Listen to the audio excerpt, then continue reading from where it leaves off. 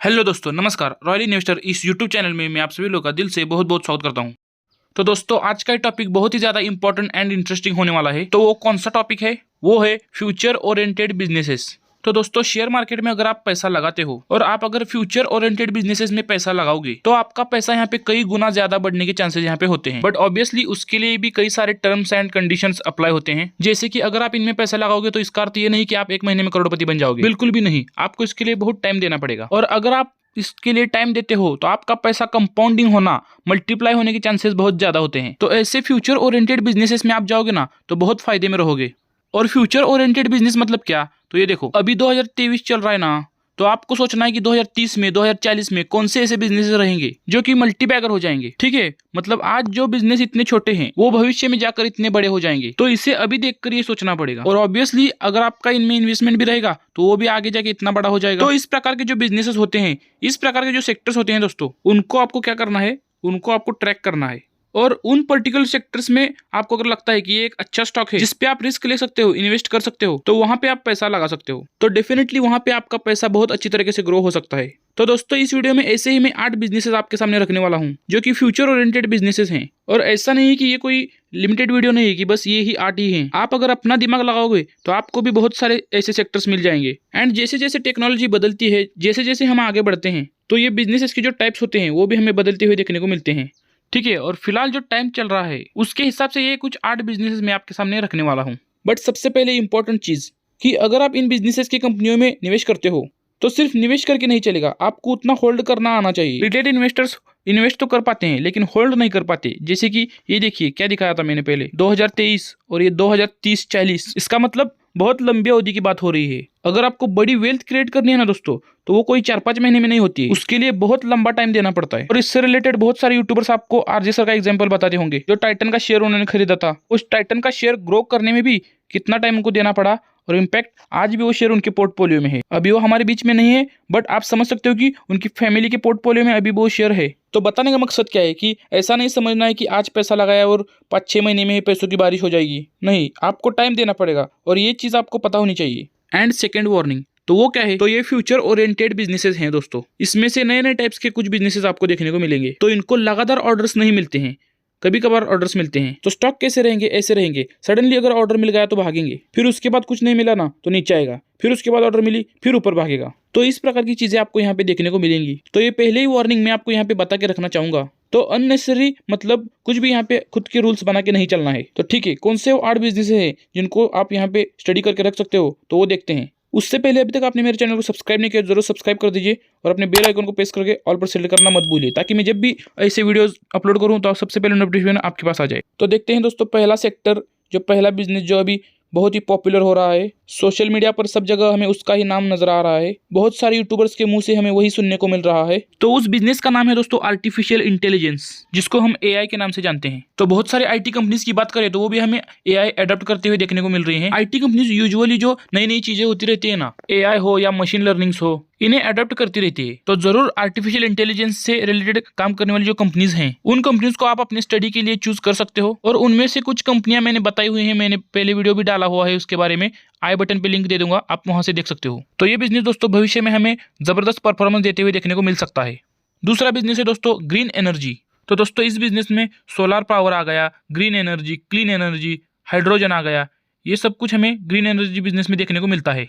तो ये सेक्टर भी बहुत जबरदस्त है दोस्तों, इसको भी अवॉइड नहीं करना है। और अभी दोस्तों पूरी दुनिया में इसका डंका बजते हुए देखने को मिल रहा है। मतलब ऐसा नहीं कि सिर्फ भारत ही ग्रीन एनर्जी की राह पर चल रहा है, पूरी दुनिया में अगर आप देखोगे, यूरोपियन कंट्रीज में अगर आप देखोगे, तो इसी का डिमांड हमें धीमे धीमे सरकार की ओर से बढ़ते हुए देखने को मिल रहा है। तो डेफिनेटली हम यहाँ पे कह सकते हैं कि आने वाले जो डिकेट्स रहेंगे तो वहां पर ग्रीन एनर्जी ये बहुत ही अलग स्तर पर आपको देखने को मिल सकती है। तो इससे रिलेटेड भी जो भी स्टॉक्स होंगे वो भी आपको स्टडी लिस्ट में आपके ऐड करके रखने हैं। देन तीसरा बिजनेस है दोस्तों डिफेंस सेक्टर। तो दोस्तों, आप देख ही रहे हो कि भारत कमाल का परफॉर्मेंस इस सेक्टर में दे रहा है। आत्मनिर्भर भारत का नारा ऑलरेडी सरकार दे चुकी है, मेक इन इंडिया का भी नारा ऑलरेडी सरकार ने दे दिया है। एंड इसी के चलते डिफेंस सेक्टर वाले स्टॉक्स क्या परफॉर्मेंस दे रहे हैं ये भी आपको पता है। और दोस्तों, ये जस्ट शुरुआत है। अगर किसी को लग रहा है कि बहुत हो गया, तो अभी कुछ भी नहीं हुआ है दोस्तों। अभी सिर्फ $72 बिलियन इतना ही बजट है दोस्तों हमारा डिफेंस का, और चाइना का हमसे 3 गुना ज्यादा है। तो एटलीस्ट हम 50% तो चले जाएं उनके। तो ये 50% जाना मतलब क्या? तो आपको अपनी शक्ति और बढ़ानी पड़ेगी। और आपको एयरक्राफ्ट्स लाने पड़ेंगे, और आपको सबमरीन्स बढ़ानी पड़ेंगी, और आपको इंडियन नेवल शिप्स बिल्ड करने पड़ेंगे। तो अल्टीमेटली आपको क्या करना पड़ेगा कि जो हमारी जो देश की कंपनीज रहेंगी उनको ऑर्डर्स देने पड़ेंगे। कुछ फेलियर्स रहेंगे, जरूर रहेंगे, बट इसका अर्थ ये नहीं कि सब कुछ ही खत्म हो गया करके। सो अल्टीमेटली दोस्तों, डिफेंस वाली कंपनियां भी धूम मचाने वाली है, ऑलरेडी मचा रही हैं और आगे भी मचाएंगी। बस आपको उन पर स्टडी करना है। और जब भी बजट आएगा ना दोस्तों, तो डिफेंस सेक्टर और आगे जो सेक्टर बताने वाला हूं मैं, रेलवे, इन दो सेक्टर्स पे आपको स्टडी करना है।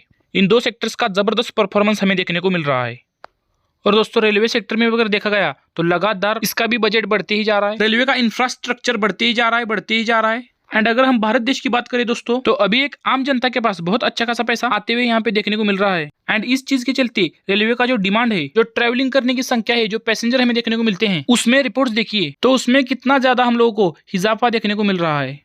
तो डेफिनेटली रेलवे इंफ्रास्ट्रक्चर बहुत ज्यादा बिल्ड करना पड़ेगा। तो इसके चलते रेलवे सेक्टर में भी आने वाले समय में बहुत अच्छा परफॉर्मेंस हमें देखने को मिल सकता है। तो अभी तक हमने 4 बिजनेस देख लिए हैं दोस्तों, और अभी तक आपने वीडियो को लाइक नहीं किया तो जरूर एक लाइक कर दीजिए और प्यारा सा कमेंट कर दीजिए। आपका हर एक लाइक मेरा मोटिवेशन बढ़ा देता है।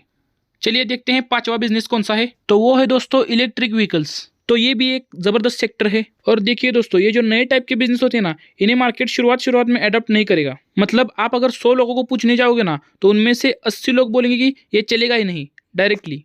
तो दोस्तों, ऐसा नहीं होता है। जो असली शेयर मार्केट का प्लेयर है ना, उसको पता होता है। हाँ, हो सकता है इनमें से कोई एक सेक्टर नहीं चले, बट सब कुछ ही नहीं चलेगा ऐसा नहीं होता है। और इलेक्ट्रिक व्हीकल्स भी आप देख सकते हो, बहुत सारे लोग पहले इसको विरोध कर रहे थे कि नहीं चलेगा, ऐसा होगा वैसा होगा, बट आज आप देख सकते हो कि बड़े बड़े कंपनीज को अपना स्टेटमेंट बदलना पड़ रहा है। और कुछ कंपनीज ने तो इनफैक्ट ये तक कह दिया है कि 2025-30 तक हम लोग हमारा सीधा पेट्रोल डीजल का जो बिजनेस है वही बंद करेंगे और सिर्फ इलेक्ट्रिक व्हीकल का ही बिजनेस करेंगे।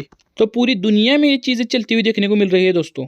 तो इलेक्ट्रिक व्हीकल, अगर आप फ्यूचर ओरिएंटेड बिजनेस देखना चाहते हो दोस्तों, तो आने वाली जनरेशन में 10, 20, 30 साल के बाद जो लोग यहाँ पे रहेंगे, उनको रास्ते पर सिर्फ इलेक्ट्रिक व्हीकल्स की ही गाड़ियां देखने को मिल सकती हैं। ठीक है, कुछ ना कुछ एक्सीडेंट्स होते रहेंगे, गाड़ी में आग लगती रहेंगी, तो ये चीजें कौन सी चीज में होती नहीं है। मतलब अगर आप नई चीज इनोवेट करने जाते हो तो उसमें कुछ ना कुछ तो फेलियर होगा ही होगा ना। ऐसा थोड़ी ना होता है कि मक्खन की तरह सब कुछ चलता है।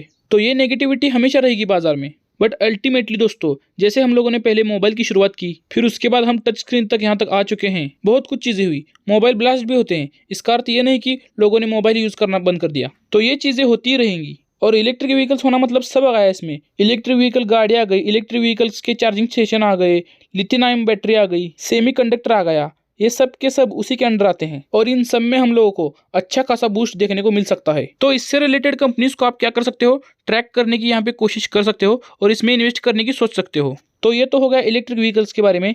नेक्स्ट बिजनेस देखते हैं दोस्तों, ड्रोन सेक्टर। तो ड्रोन का भी हम लोगों को जबरदस्त डिमांड बढ़ते हुए देखने को मिल रहा है। एंड प्लस ड्रोन में भी 2 टाइप हैं, एक होता है सिविल टाइप एंड एक होता है डिफेंस वाला। तो इन दोनों भी टाइप्स के बिजनेसेस में आप इन्वेस्ट करने का विचार कर सकते हो। और आप देख सकते हो दोस्तों कि कैसे ड्रोन से रिलेट करने वाली कंपनियां बाजार में आ रही हैं।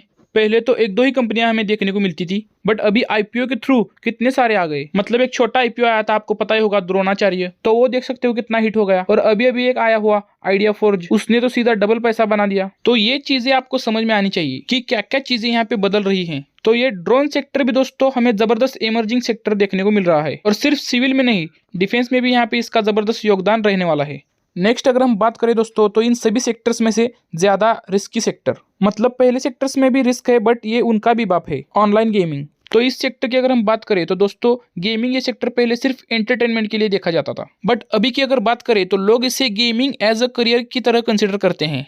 और गेमिंग मतलब ऐसे टाइम पास वाली गेमिंग नहीं, अर्निंग, पैसा लगाने वाली गेमिंग्स। तो इस सेक्टर के बारे में भी आप स्टडी कर सकते हो। बट यस, यहाँ पे जो प्लेयर्स हैं, अभी तक स्टॉक की हम बात करें, बहुत ही ज्यादा रिस्की स्टॉक्स हमें देखने को मिल जाते हैं। मतलब इसका अभी एकदम ठोस स्टॉक भी देखने को नहीं मिल रहा है। बट फिर भी इस सेक्टर को आप चाहो तो कंसिडर कर सकते हो। रिस्क तो जरूर रहेगी, बट ये भी सेक्टर आने वाले सालों में धीमे धीमे करके ग्रो होते हुए हमें देखने को मिल सकता है।